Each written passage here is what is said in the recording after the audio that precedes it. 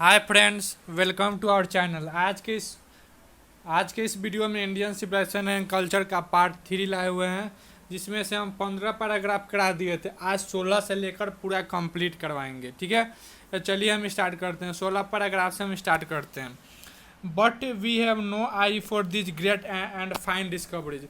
हमारे पास उन खोजों को देखने के लिए आँख नहीं, जो हमारे पूर्वज, जो पहले के लोगों ने जो खोज किया, जैसे रामायण का, कुरान का जो खोज है, वो पढ़ने के लिए हमारे पास टाइम नहीं, आँख नहीं। लेकिन we are dissolve by the material progress that western science has made.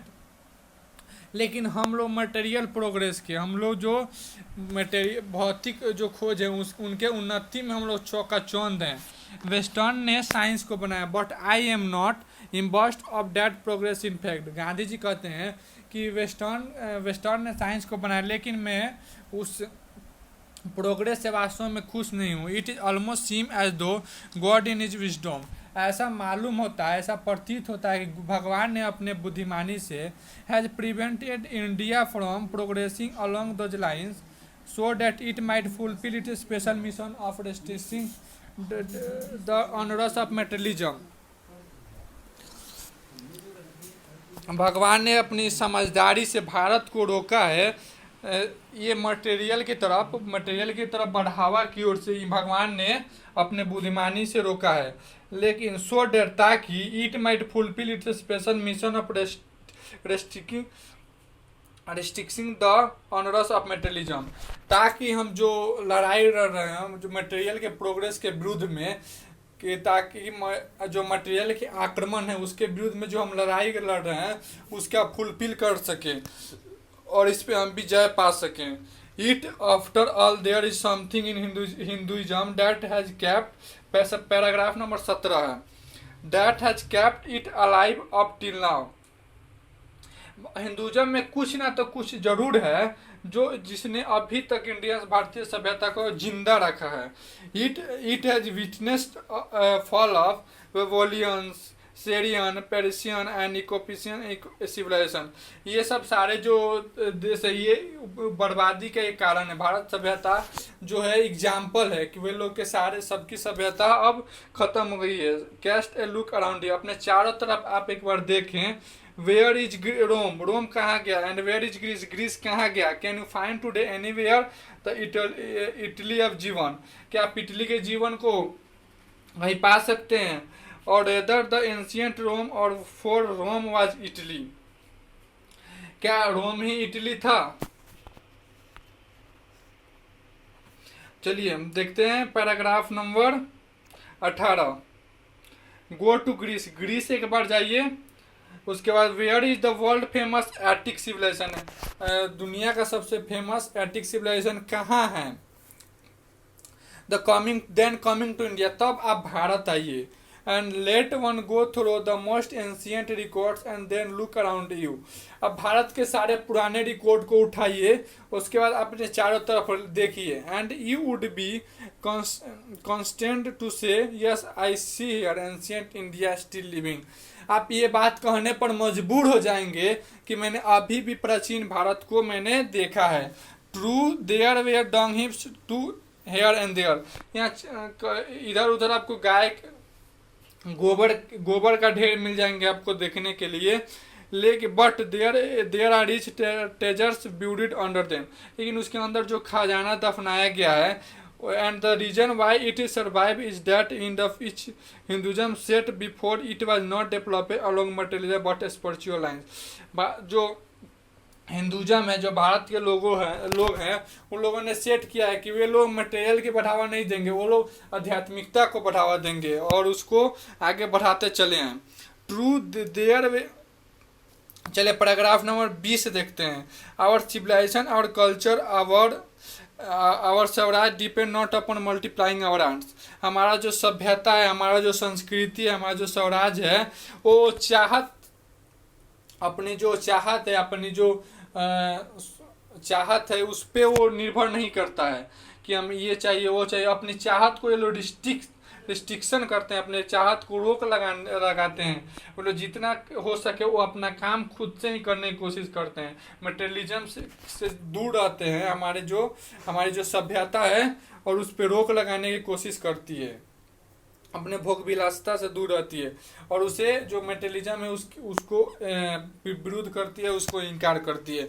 चलिए पैराग्राफ नंबर 21 देखते हैं। European civilisation is no doubt suited for the Europeans. कोई संदेह नहीं है, यूरोपियन जो सभ्यता है यूरोप के लोगों के लिए सूट करता है, but it will mean ruin for India if we endeavour to copy it. ये भारत के लोगों के लिए बर्बादी के कारण, यदि हम इसकी कॉपी करना चाहेंगे तो ये भारत के लोगों के लिए एक बर्बादी का कारण है।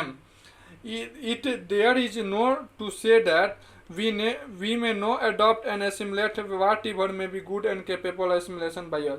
ऐसा नहीं है कि हम लोग वेस्टर्न सिविलाइजेशन जो यूरोपियन सिविलाइजेशन है उसको हम लोग उसमें घुल मिल नहीं सकते हैं और उसमें हम अपना जीवन व्यतीत नहीं कर सकते हैं, ऐसा नहीं है।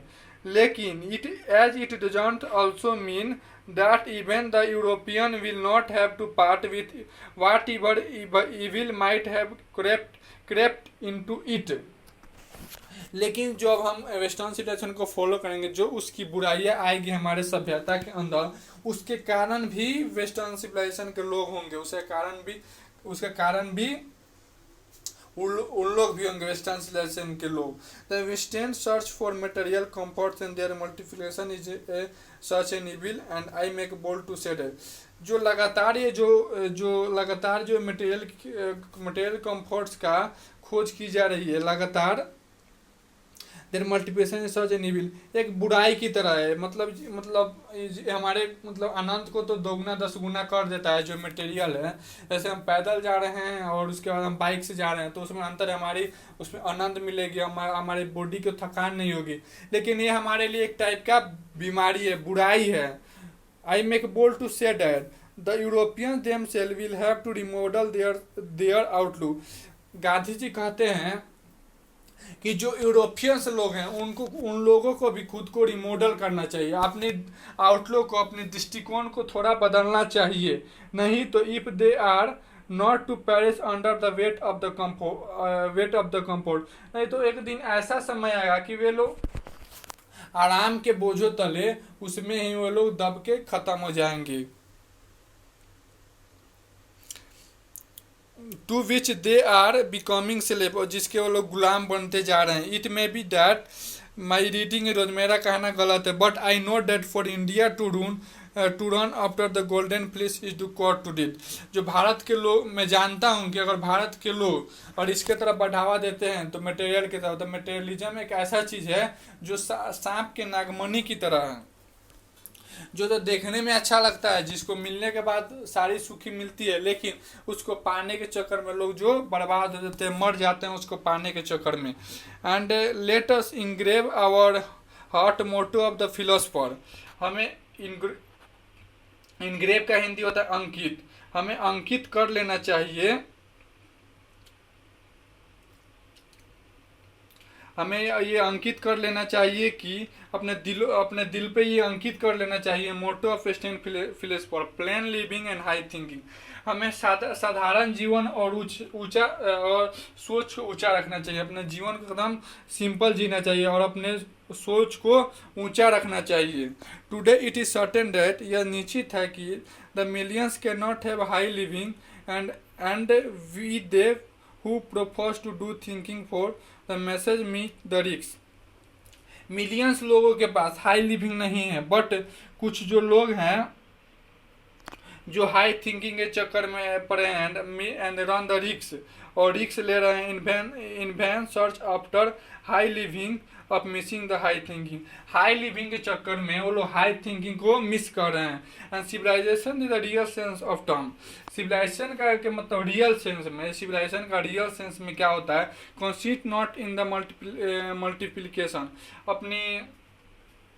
अपनी मल्टीप्लिकेशन को बढ़ावा देना नहीं है, but in the develop and voluntary restriction अपन, अपनी चाहत पर रिस्ट्रिक्शन देना है। This alone increase and promote, यही जो अपने रिस्ट्रिक्शन को, अपनी चाहत को रिस्ट्रिक्शन करना, यही एक ऐसा रास्ता है जो हमें इंक्रीज करता है, हमें प्रपोर्ट करता है, हमें कंटेंट में हमें संतुष्ट करता है और हमें रियल हैप्पीनेस देता है and capacity of for service, और हमारे सेवा करने के लिए कैपेसिटी ऊर्जा प्रदान करता है। And certain degree of physical harmony and comfort is necessary, एक निश्चित सीमा तक हमें आराम की ज़रूरत है, लेकिन but above a certain level it becomes a हाइनेस इंस्टीट्यूट ऑफ हेल्थ, और ज़्यादा आवश्यकता से ज़्यादा भी अगर हम आराम करने लगते हैं तो ये हमारे लिए एक हानि का कारण हो सकता है, हमें हेल्प करने के बजाय हमें बाधा पहुंचा सकता है, हमें बाधा पहुंचाएगा।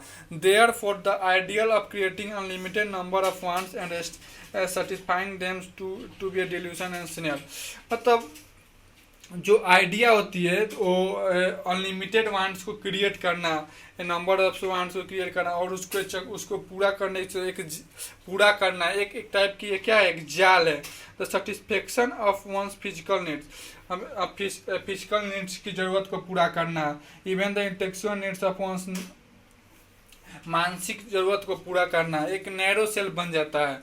Must meet at certain point did stop, इसको एक निश्चित सीमा के बाद इसको रोक देना चाहिए, जितनी उसकी ज़रूरत है आवश्यकता ज़्यादा इसको नहीं करना चाहिए। Before it is degenerate into physical and intellectual virtuous must arrange his, और ज़्यादा हम इस अगर फिजिकल नीड और इंटेलेक्चुअल नीड के चक्कर में पड़ेंगे तो मतलब हमें हानि पहुंचा सकता है। इसलिए हमें अपने फिजिकल को और अपने कल्चर के स्टांस को फॉलो करना चाहिए, सो डेट ताकि they don't hinder him in service of humanity on which all his energy should be concerted, और हमारी जो एनर्जी है इन सब पर वेस्ट ना करके हमारी जो भौतिक है उस पर, हमारी जो कल्चर है उस पर अपना टाइम वगैरह ये सब वेस्ट कर लगाना चाहिए। ये चैप्टर दोस्तों समाप्त हो गया। अगर वीडियो अच्छा लगा हो तो वीडियो को लाइक करें, शेयर करें और कमेंट जरूर करें कि वीडियो कैसा लगा हो। कल के वीडियो में हम इसके समरी कराएंगे और उसके बाद परसों के वीडियो में इसके ऑब्जेक्टिव क्वेश्चन आंसर कराएंगे। तो वीडियो अगर अच्छा लगा हो तो लाइक ज़रूर करें। Thank you.